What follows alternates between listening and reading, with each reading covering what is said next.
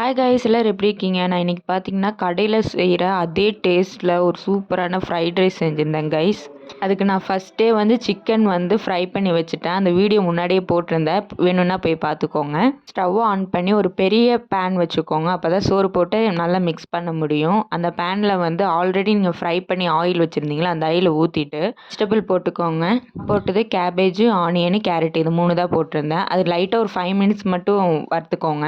ரொம்ப நேரம் வச்சிங்கன்னா அது ஒரு மாதிரி டேஸ்ட் நல்லா இருக்காது. அதுக்கப்புறமா ஆல்ரெடி நான் முட்டை வந்து ஒரு பவுலில் ஊற்றி சால்ட் அண்ட் பெப்பர் ரெண்டையும் போட்டு நல்லா பீட் பண்ணி அதையும் அந்த காய்க்குள்ளே போட்டு கொஞ்சம் கொஞ்சமாக மிக்ஸ் பண்ணிட்டேன். அதுக்கப்புறமா ஆல்ரெடி ஃப்ரை பண்ணி வச்சுருந்தோம்ல, அந்த சிக்கனையும் அதிலே போட்டு நல்லா மிக்ஸ் பண்ணிட்டேன். அப்புறம் தேவையான அளவுக்கு மிளகாத்தூள், உங்களுக்கு எவ்வளோ காரம் பிடிக்குமோ அவ்வளோ காரம் போட்டுக்கோங்க. அப்புறம் பெப்பர் கொஞ்சோண்டு போட்டுட்டு, இப்போ போடுறது தான் மெயின் பவுடர் கைஸ், ஆச்சி குழம்பு மசாலா தூள், சிக்கன் குழம்பு மசாலா தூள் அதை போட்டுக்கோங்க. அதையும் போட்டு நல்லா மிக்ஸ் பண்ணிக்கோங்க. நல்லா மிக்ஸ் பண்ணதுக்கப்புறமா சாப்பாடு எடுத்து போட்டுக்கோங்க. நாங்கள் வந்து ஒரு 5 பவுல் ரைஸ் போட்டோம். எங்கள் வீட்டில் 6 பேர் இருந்தாங்க, அதனால 5 பவுல்ஸ் போட்டேன்.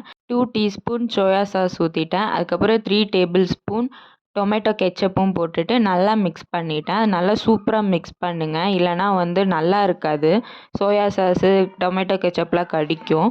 நீங்கள் மிக்ஸ் பண்ணுறப்போ எப்படி இருக்கணும்னா, சாப்பாடும் உடையக்கூடாது, சாஸு மசாலா எல்லாமே மிக்ஸ் ஆகிருக்கணும். அதெல்லாம் மிக்ஸ் ஆனதுக்கப்புறமா ஒரு தட்டில் எடுத்து வச்சுட்டு கொஞ்சமாக எடுத்து வாயில் வச்சு பார்த்தீங்கன்னா, கடையில் வாங்குகிற நூடுல்ஸா இல்லை வீட்டில் செஞ்ச நூடுல்ஸான்னு டிஃப்ரெண்ட் கண்டுபிடிக்காத மாதிரி சூப்பராக இருக்கும் கைஸ்.